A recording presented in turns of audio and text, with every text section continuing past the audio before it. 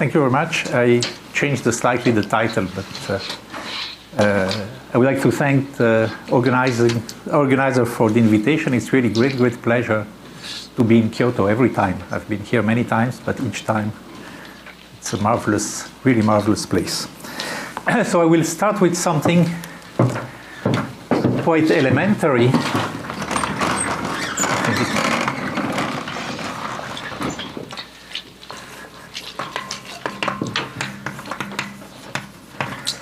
About persistence, homology or persistent modules. So this is something which was, well, depending on your taste, discovered or invented by two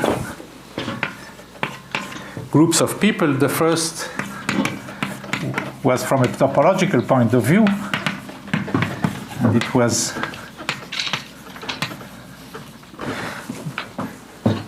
made by Baranikov around 1994. And the second one is by people working in data analysis. Well, there first was a group of Italian, Frosini, Farri,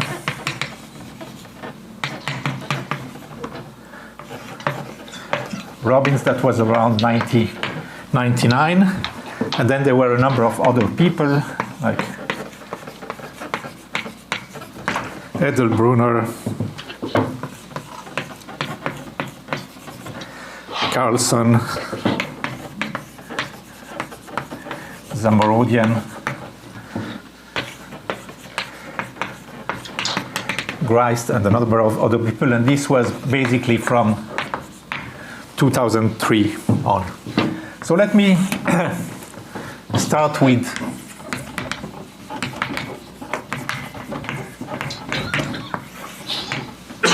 the point of view of B, so of data analysis. And the problem is the following. So you have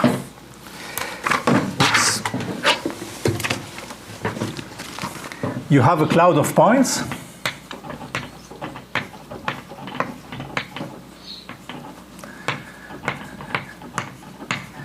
So you have corresponding to some data.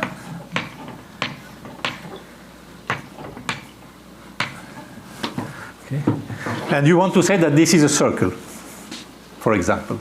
Well, so why?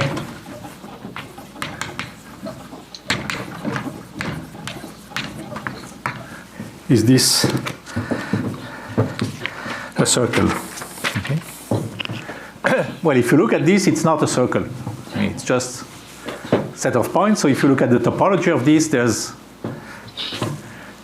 no topology in here. So what you do is you look at the set V epsilon, which is the set of point X. So let's say we're in the plane, but you can do that in any space such that distance from X to V0 is less than epsilon, and so this is your set V0. Okay? And so this means that around each point you replace it by a small ball, okay? And you look at this set V epsilon. Okay? And so for each epsilon you get some topology, okay? And this topology will change as epsilon move. So you could say, okay, to figure that this is a circle, I will pick the right epsilon somehow and look at the H1. So first homology of this set V epsilon, and I will find that this H1 is equal to R, and then I can basically say that this has the topology of a circle in a certain way. Okay? But this is not as simple as that, because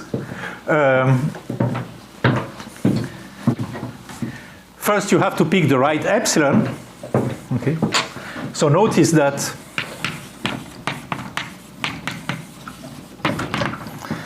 well, first, if epsilon equals 0, of course you see nothing.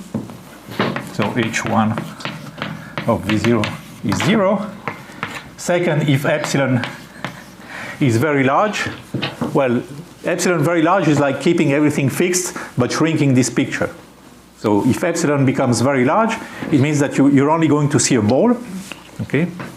So V epsilon is like a ball. Okay? And so H1 of V epsilon is again 0. Okay? So you say, okay, 0 is a bad number, infinity is also a bad number for your problem, but there's going to be something in between that is a good number. But that's even not so clear, because if you, so let's take, for example, this region here, okay, and enlarge it here, so I will get something like this locally. Okay. Now if I make, well, they're not going to be balls, but I mean not for the standard Euclidean metric anyway, but that's okay. I'm going to get something like this. Okay. And then you get something like this. Okay, and so here you get, well, you see that in this, so the V epsilon is the union of all these balls, okay? And you see that here you get something in H1, okay? And then maybe you're going also to get something in H1. So H1, for example, here, H1 of V epsilon will have dimension 2. But you don't have the impression that you're having two circles here. I mean, you only have one circle.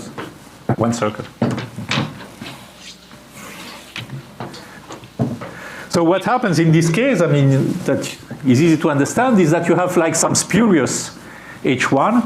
So there's some H1 that appears, but as you increase epsilon, this H1 will disappear quite quickly. Okay? And so the idea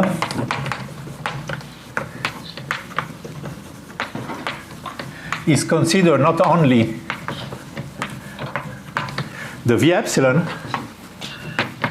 but also the maps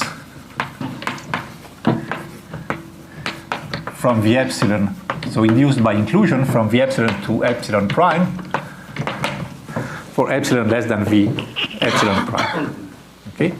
So because you have this map here, this gives you a map from the homology of V epsilon to the homology of V epsilon prime. That's for any epsilon less than epsilon prime. Okay? Now, what are you going to do with that? Okay. Well, just for notation's sake, let's set HK T to be just the K homology of the set Vt. And now I'm going to do the following thing. Take some t equal t0 and take some class alpha in HK of Vt0. Okay. And what I want to consider, I mean, I'm going first to say this heuristically and then give a meaning to that. I want to consider the first time when this class appears and the first time when this class disappears, if it ever disappears. Okay? So of course I take this class to be non-zero, otherwise it doesn't make much sense. And then I will consider something which I call T minus of alpha, and T minus of alpha is the infimum of the set of T such that alpha belongs to the image of H, well, it's HK of Vt. But such a class could appear, disappear, reappear. Well, if it reappears, it's not really the same class from this point of view. So I fix one here. I have this T minus of alpha. I take T plus of alpha to be the supremum of the set of T such that the image of alpha is non-zero. Let's write it the other way around.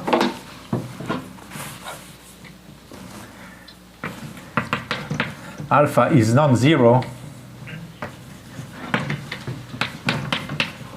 in hk of vt, and here of course t is greater than t0. Okay. So when I have a class in hk of vt0, I can always send it to hk of vt for t larger, and then at some point it could disappear or not. So t plus of alpha belongs to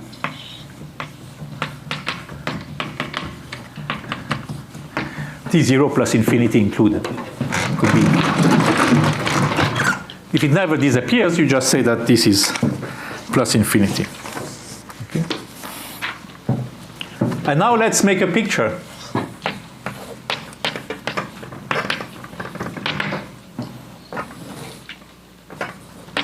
So here I will represent h0, here I will represent h1.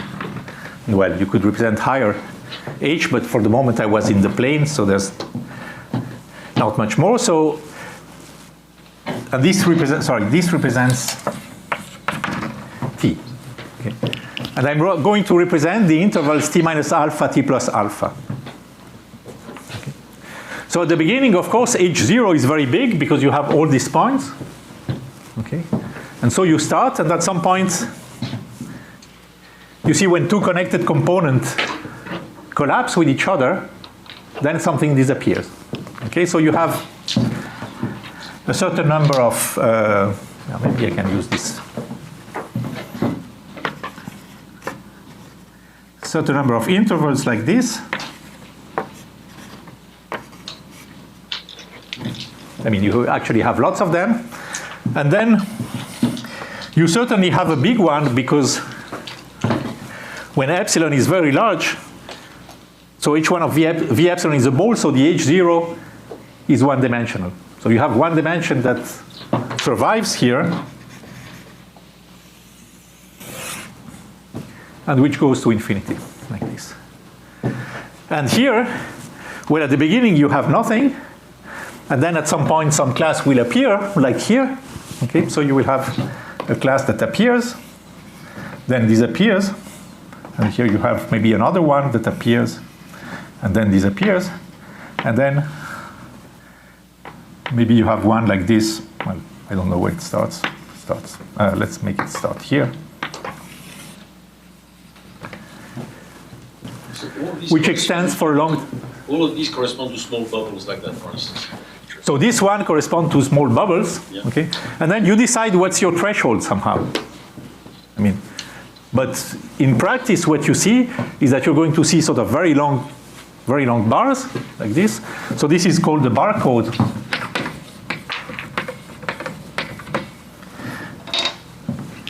So you're going to see a number of very long bars like this, and you're going to see lots of short bars.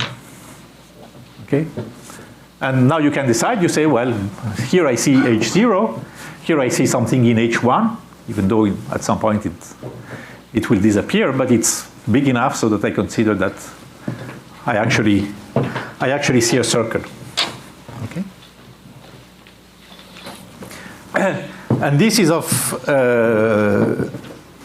easily implemented on a computer, so if you use this R program, I mean R software, there's a TDA, something called TDA package. So TDA is for topological data analysis, and you give a cloud of points. There are several numerical methods to do it, and it will just draw you these bars. Just takes. You can do that in high dimension. Depends what you mean by high dimension. The ambient space. The ambient space could be of high dimension. Yes, that's not so. That's not. I mean, it's a little bit more complicated, but it's not more complicated. What's more complicated is what happens if, well, it will come up later. I mean, instead of having one distance function, if you had several of them. I mean, if you have something with values in. Okay. So let's now switch to the point of view of A.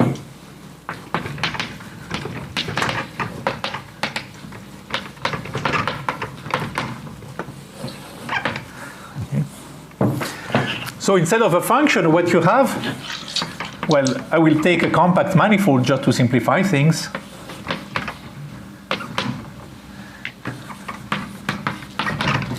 I will take a function which is smooth on n with values in the real numbers. And I assume that the function is a Morse function. And I will also assume that all critical values are different. In fact, I should have assumed it also here, except that at 0 you always have that all critical values are the same. But except this one, okay, I assume that they're all distinct, so I somehow know which class appears and disappears. Okay, so the genericity assumption in this case and also in the other case will be that when the homology jumps, which happens at critical values, it will jump by 1 dimension. So each time there's only, I mean, one could say that there's only one class that either appears or disappears. Otherwise, it's more complicated to just keep track of things. And in a way, it's not very relevant either. Okay. So you should think of f as the distance, except that now I'm in a compact manifold. Okay. And all critical values are different. And now, what do? Well, I look at the set f lambda, so the sublevel set. So it's the set of x in n such that f of x is less than lambda. And now what we know is, well, first is that the topology of f lambda only changes for lambda critical value. And the second point is that you can actually reconstruct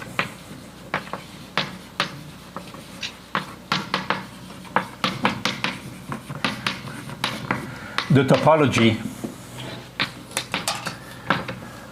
of the f lambda using, well, the Thom-Smale-Witten complex.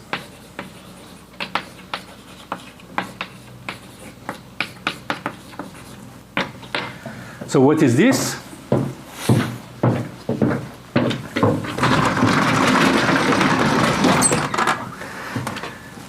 So I'm going to draw a function which is going just to be the height function, and my manifold will be a sphere.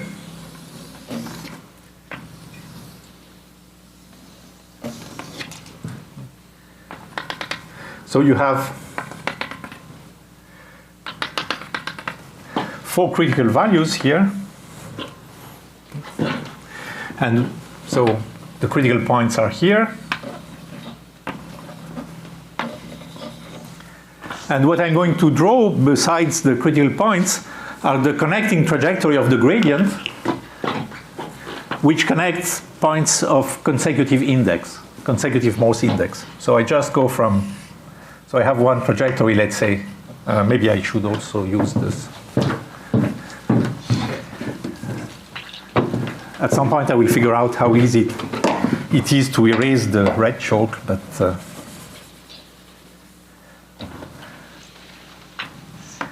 so I have one here,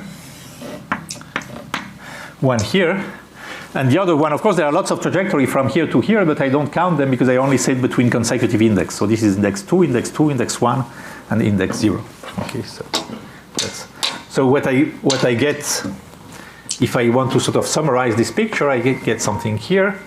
I can get these three critical points, well, 4 critical points, sorry. And I get, okay. And now this is now I have a complex. Okay. So the complex is C star f. I just put one factor. I use just real coefficients. You could use any coefficients in a field. One should be a little bit careful because the result you get could depend on the choice of the field. Okay. So there's a small point of quotient here. So it's the sum for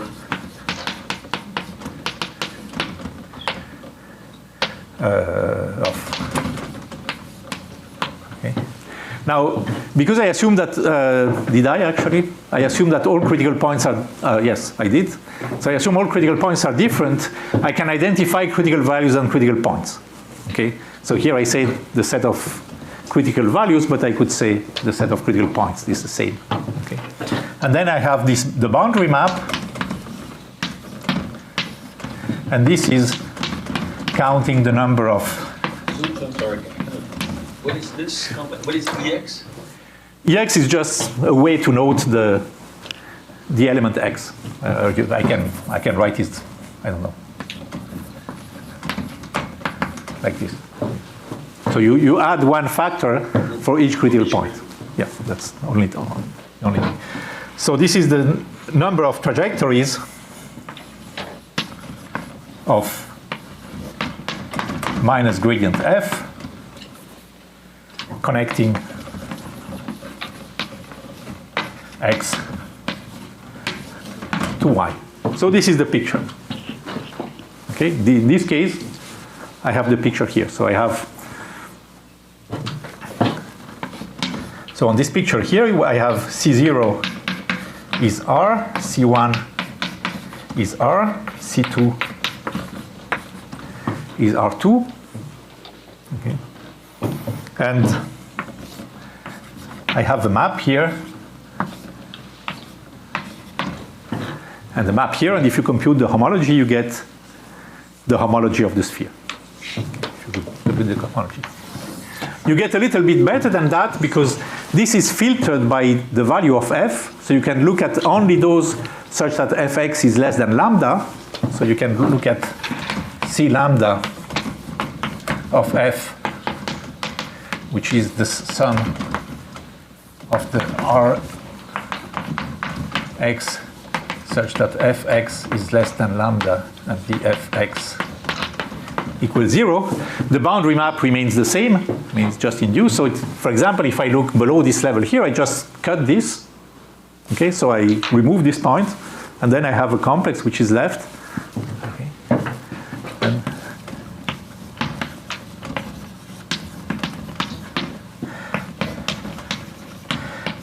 And then a theorem which has been different version, but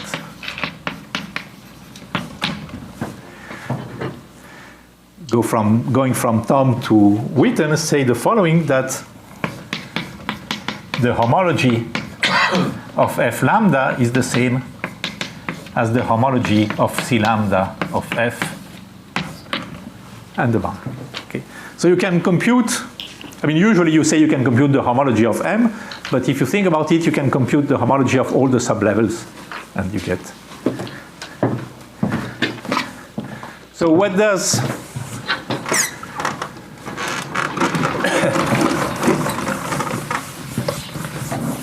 what did Baranikov add to this? Well, he added the following thing is that this complex can be quite complicated. I mean, here I represented a simple case, but you could have lots of points and you could have lots of arrows going in all directions. Okay, so maybe I don't want to write this as a definition because it's. I just want to write what a simple complex is.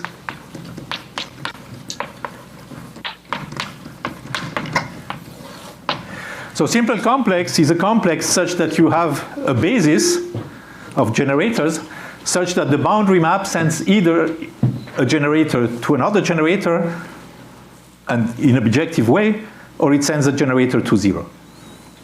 Okay. So simple complex, if delta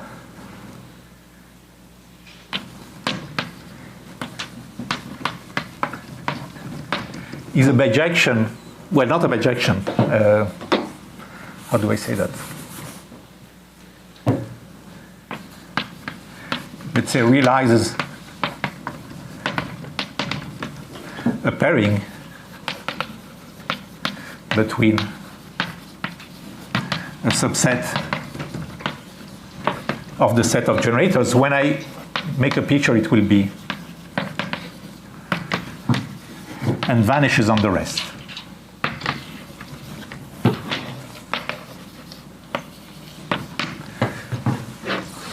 So simple complex is something like this.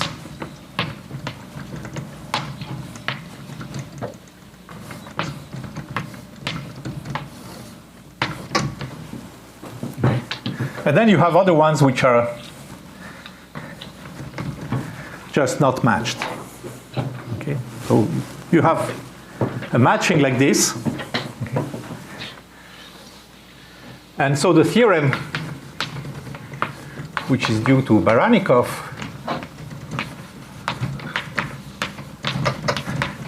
in 1994, tells you that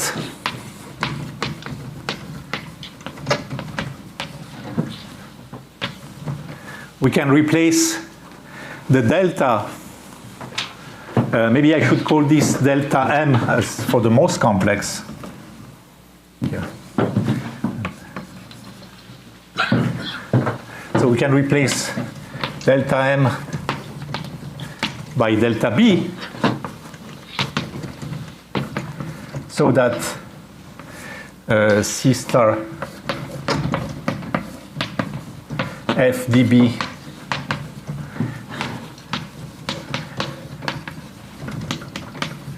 is a simple complex,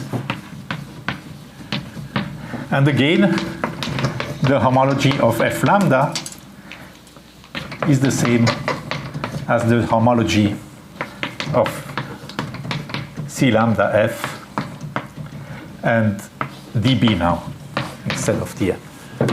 Okay.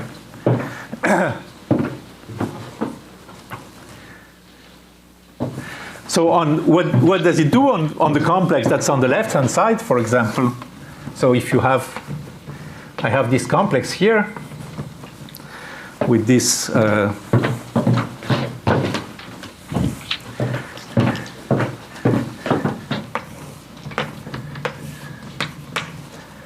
then I have another one here, and this will become, so here,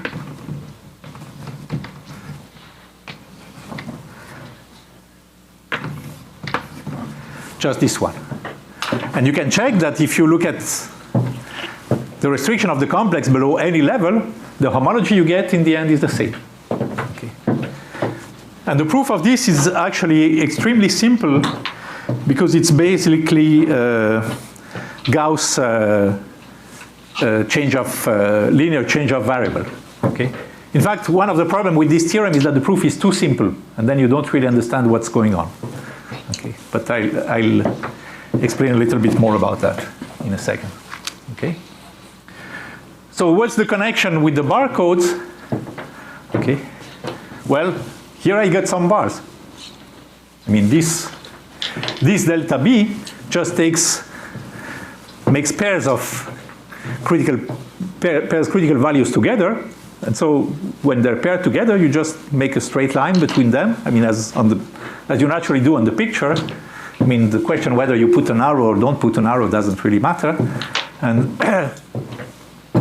then you get straight line. So there's just one thing that you have to modify in order to get the barcode, is that these guys who remain single, you just add a straight line going to infinity.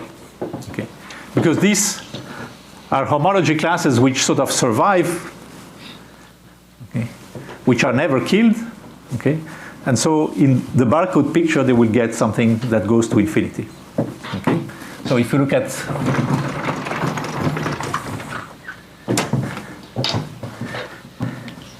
if I look at a function distance, okay, the Baranikov complex would just be the one obtained by replacing this by just arrows, okay, and eliminating the infinite ones. Okay, if I look at the Baranikov complex, and vice versa, if I have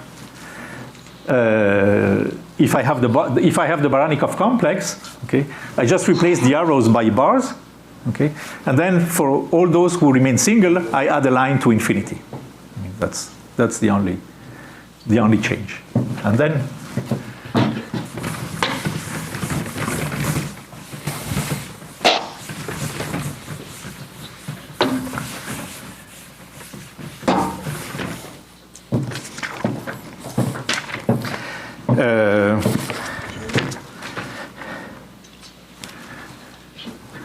so one point which was clear in the topological data analysis point of view, and which is not completely clear in this approach, especially when you look at the proof, is that these arrows that you presented are exactly the arrows connecting classes that appear and disappear. So exactly what happens between these two classes connected by this red line is that as the level goes up, then you're creating a homology class here. So if you look at the sublevels, of course, here you have a homology class. Then here you get a second one which appears. And then as you get here, it of course disappears because you just killed it by this boundary map. Okay? And so you can recover, actually you can also prove this theorem in a slightly more complicated way, but which I think is more useful, is to exactly look at the classes that appear and disappear, okay, and say that they're connected by, and you connect them by this dB that you construct in this way, okay, and then this will give you the Baranikov complex again. Okay, so these are just two aspects of the same thing. Yes? The complex is unique. We have mathematical choices. The complex, well, it depends what you mean by unique. So if you change the field, it can. Just a real number. Sorry? Just real number also. Well, once the field is fixed, the complex is unique. Yes. For example, you have some new critical points, which Q is something like A plus B. And A born earlier than B. Then you have to decide which one you should find different fields. No, what you assume is that all critical values are distinct and so you don't have two critical values at the same. No, at some new point, I'm sorry. Yeah. Some new critical points. Yes. Choose some of the other two generators, for example. I don't say the identification with the homology is unique somehow, but the complex itself is unique. I mean, I just draw points corresponding to critical values, and I draw arrows, and there's a unique way to do that. Now, the way you identify this with the homology of f lambda is not unique. Sorry, yeah. Okay, but the complex itself is uniquely defined. So one important feature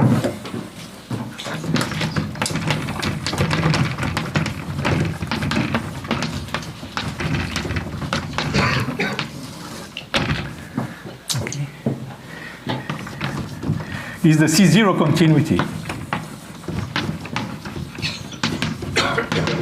So if f and g are two functions which are epsilon close, and if you look at the barcodes,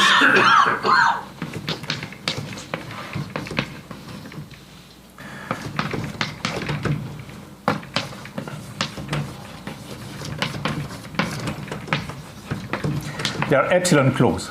Okay. So I don't want to describe in detail what the distance is, but you see that if you have a number of bars, okay, a barcode which is at epsilon distance is obtained by moving the endpoints by at most epsilon. Okay. But there's one other thing you can do is that if you have a bar which has size less than epsilon, you can just kill it, and vice versa. If you have no bar, somehow you can make one appear provided it has size less than epsilon. Okay? But so basically, the distance between barcodes mean you can tweak the endpoints by epsilon. Just being careful of what happens when you get close to the empty sets. Okay? And that's quite sort of easy, because if f minus g C0 is less than epsilon, then you have that,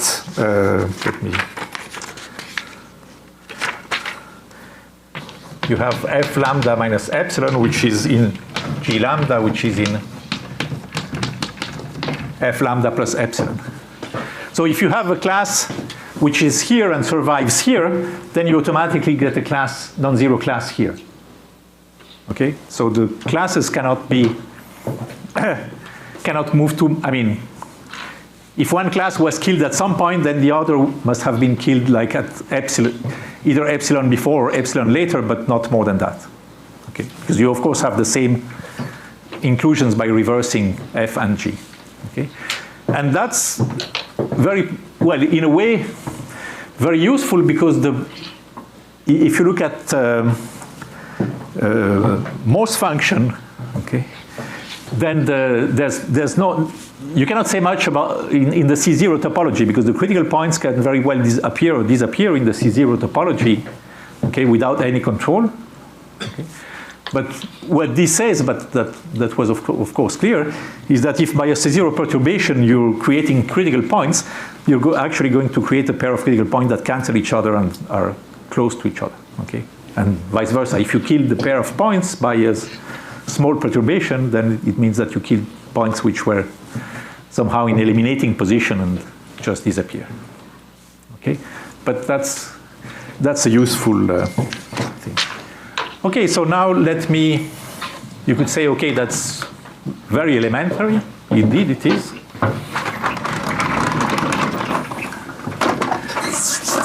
So what can you do with this?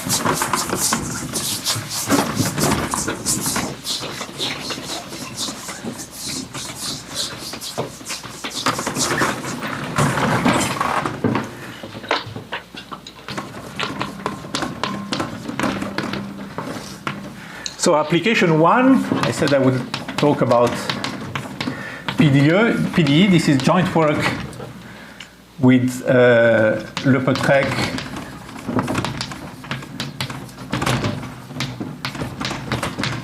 and Nir. And so this is about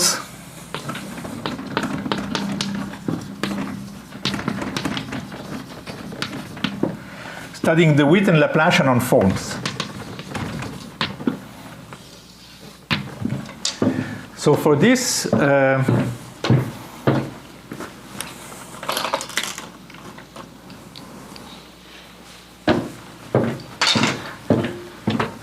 you have a compact manifold again. You have a Morse function again.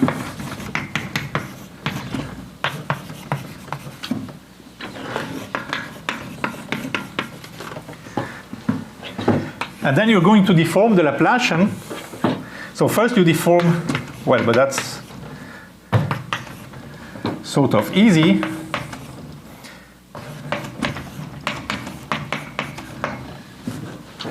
So h is some small parameter, and so you conjugate d by exponential f over h.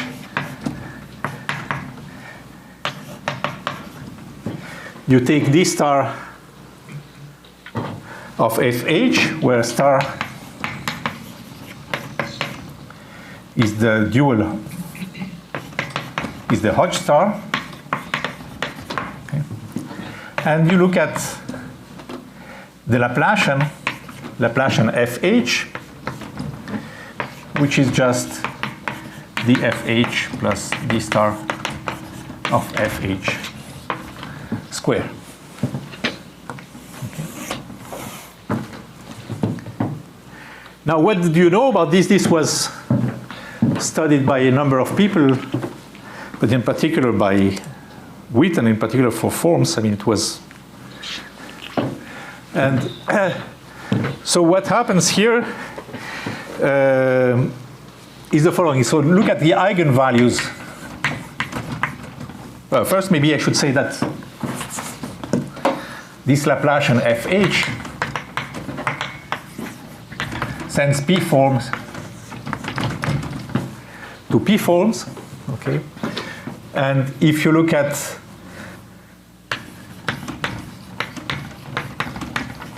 the eigenvalues, which I will write as lambda j so just P to keep track of the degree, okay, they have the following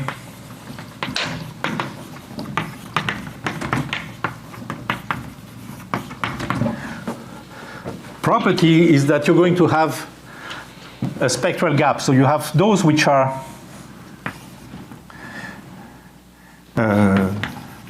part of them, let's say, are in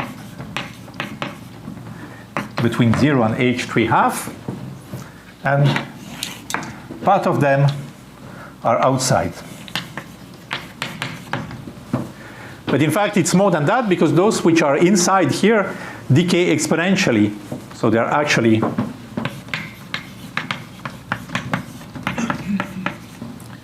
behave like something exponential minus c of over h. Okay.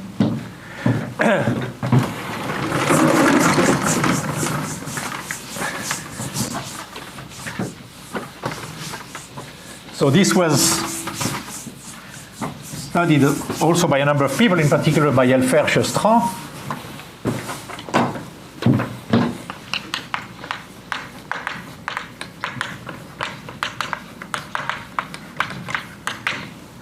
Okay. And so what you know is the following, is that, so I'm only looking at the small ones. Okay. And for Witten, this was a way to recover the most inequalities. I mean, I'm maybe not going to say a lot about that. You will certainly see that it's connected with this kind of problem. But one of the things that they prove is that this lambda j p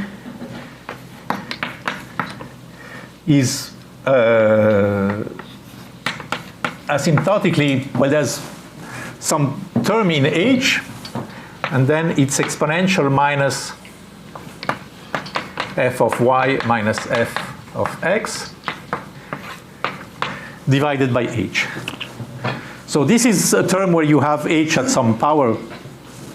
Okay, let's forget about it for the moment. But the exponential term, okay, is such that so y and x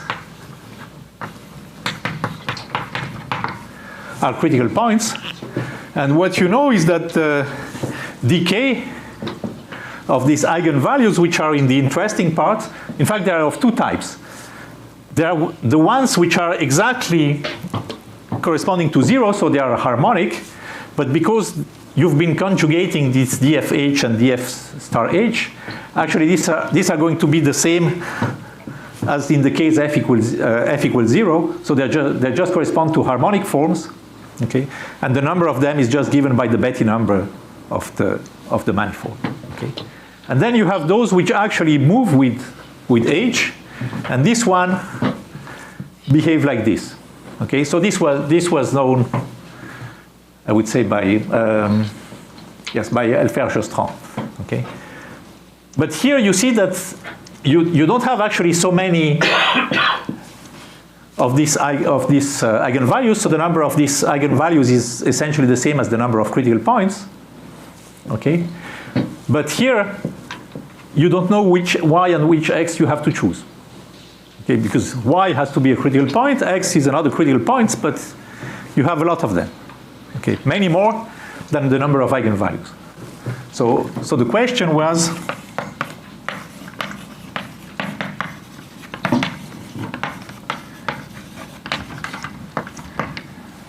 what are the x and y? So for p equals 0, this Laplacian is just Laplacian minus grad f. Yes, there's a formula, yeah.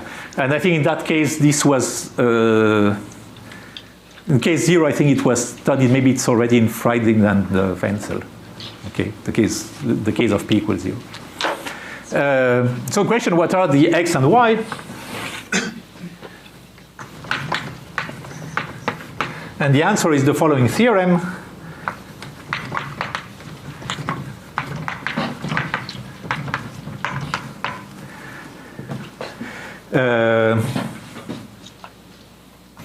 Well, let me state this shortly. So the fy minus fx are the length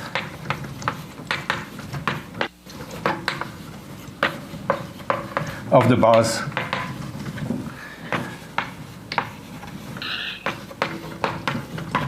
in the barcode of F. So that's for all P. That's for all P. That doesn't depend on P, this thing, the length of the barcode. No, it does, because you have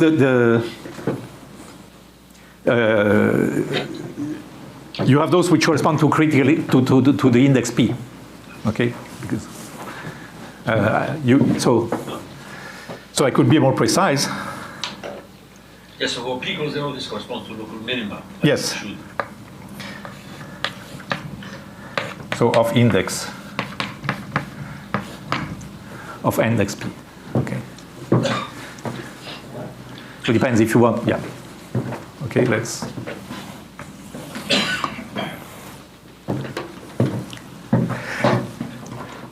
And there's an interesting consequence of that is that if you sort of take the log here and rescale in the proper way, so this Pj of h will disappear, okay, and you can recover, so you're going to recover this fy minus f of x, okay, and this quantity depends continuously, so continuously in the C0 topology on the function f.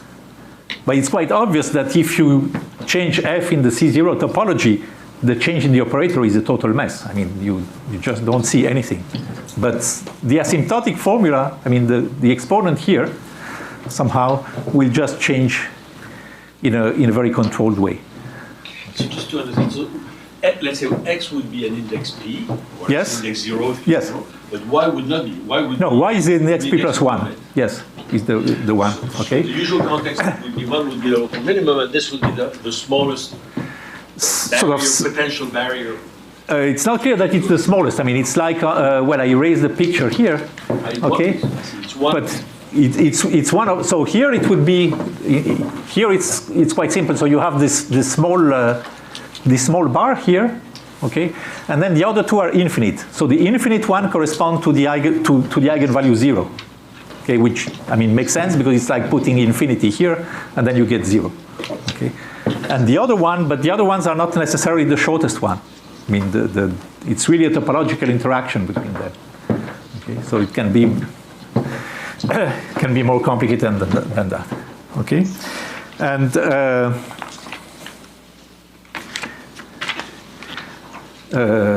okay, so that's one application which is interesting, and I must really say that people had no idea of what this could be. Okay, before you bring in this barcode or Baranikov complex, I mean, there was really no intuition. I mean, rather something like you said that it's going to be the shortest, like the shortest bar, which is not. So maybe for index 0, it's actually the shortest one, but in higher degree, it's certainly not the shortest one.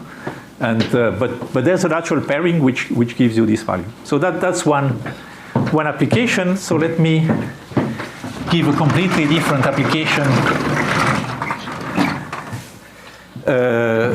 in area preserving dynamics.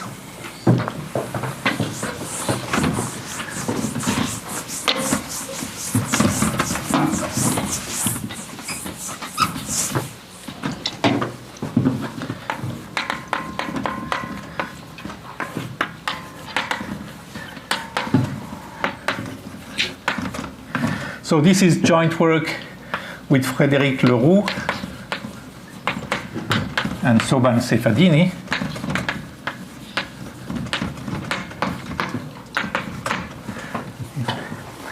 And the problem is the following. So there's, for a group G, there's something which is called the Rochlin property. And this exactly means that you have a dense orbit by conjugation, so that there exists some G0 in the group such that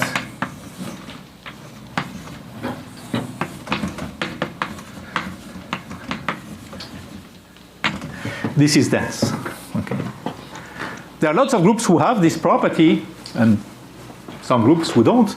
And an example of a geometric group having this property is the group of homeomorphism of the disk, which are the identity on the boundary. And let me shortly explain why. So this is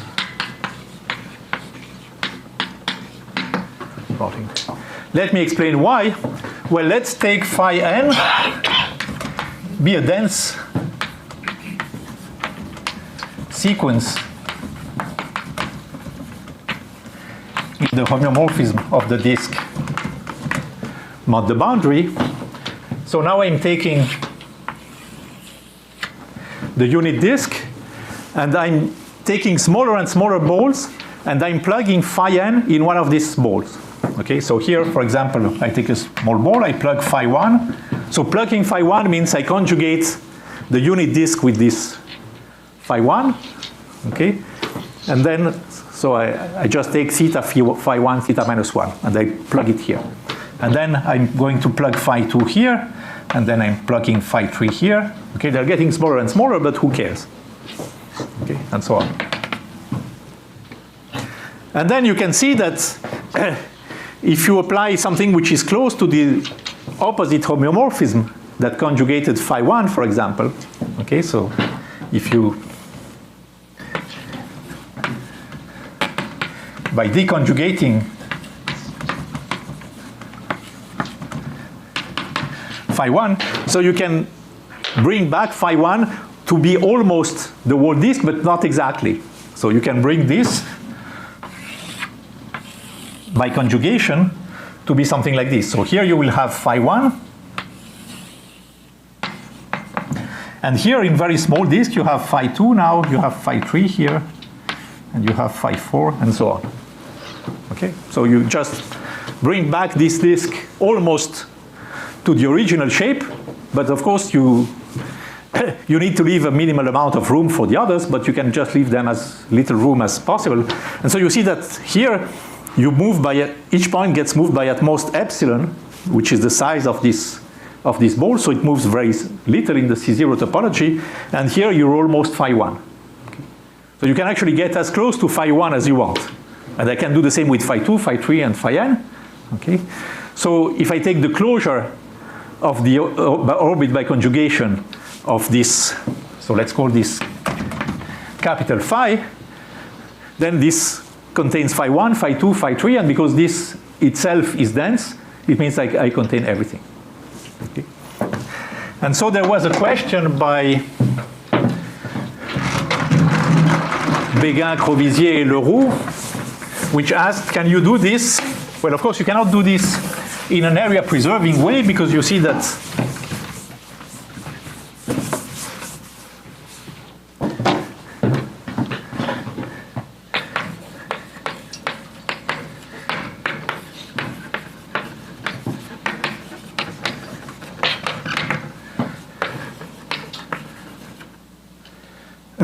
well, it's not can one do this, because you, as I said, you cannot do this, but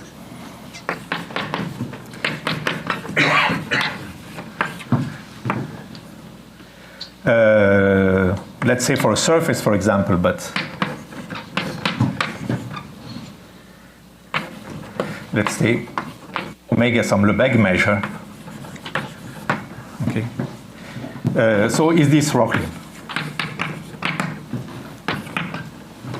Okay. And it was proved by Cefadini some years ago that it's not Rocklin.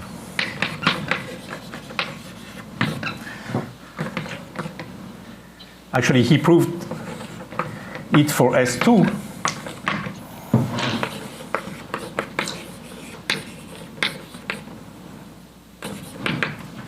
And in fact, for other surfaces, it followed, but for different reason, by work of Gambaud-Dogis, and so that for higher genus and for genus 1, Gambaud-Dogis plus work by Entov-Polterovich. Okay, I'm not going to go into this. So now what you would like is to have some more precise information. And so the more precise information is the following.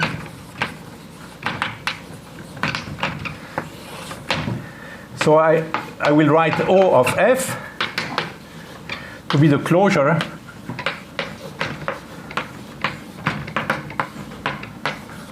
of the conjugate of f. Okay.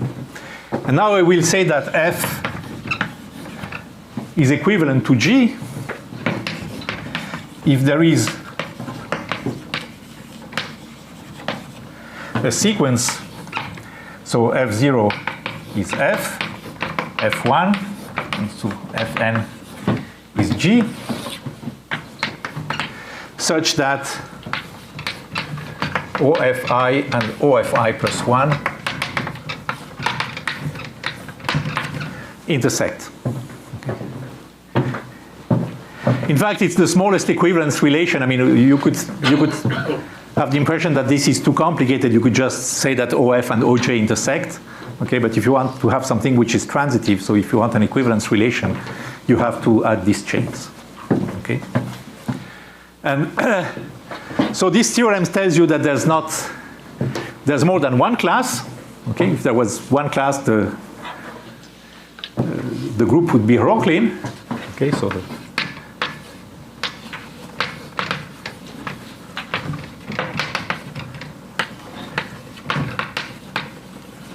and the question is how many classes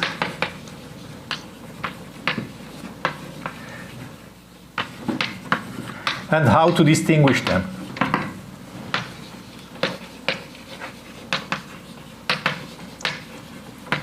So what I'm going to say is not exactly correct because you have to, in fact, look at a slightly, well, potentially smaller subgroup than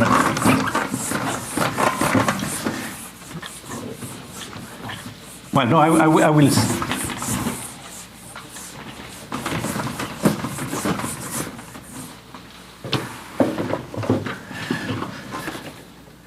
So now I have to introduce one last thing. So if f has an isolated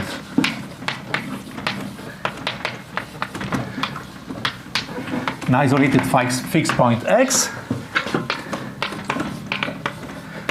x0, L of f x0, so this is the Lefschetz. I'm sorry, what is the group? The group I'm looking at is going to be the closure of the Hamiltonian maps of sigma in the group of homeomorphism. Okay.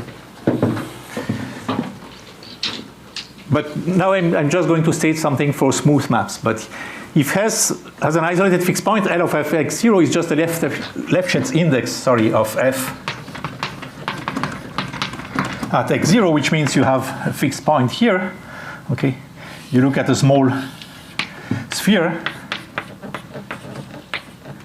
as x0 epsilon, and you look at the image by the map fx minus x0 over fx divided by the norm. So you get a map of surfaces from the circle to the circle, and you look at the degree. So L. So let's call this f phi x0. So Lf x0 is just the degree of phi x0. And now the theorem, I mean, I'm not going to give the full generality.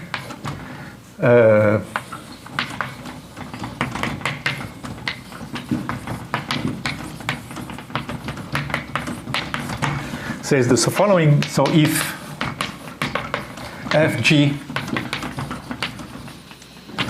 are Hamiltonian diffeomorphism of sigma,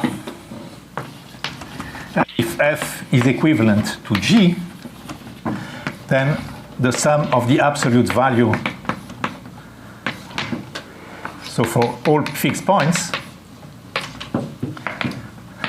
are the same.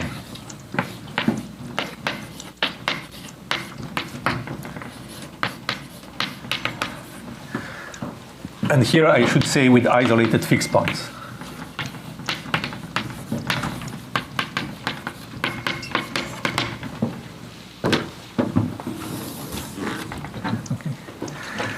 well, it's not clear how this follows from this barcode thing, but somehow these numbers correspond to the number of bars that you have in a certain region. And I think this is interesting because it shows first that you have lots of different classes, because this sum can just be basically anything. And it also shows that these classes are extremely unstable in the following sense, is that, you see, the important thing is that you're taking the absolute values.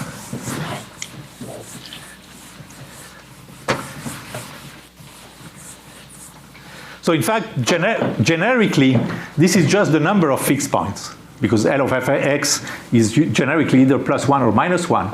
Okay, so this just counts the number of fixed points.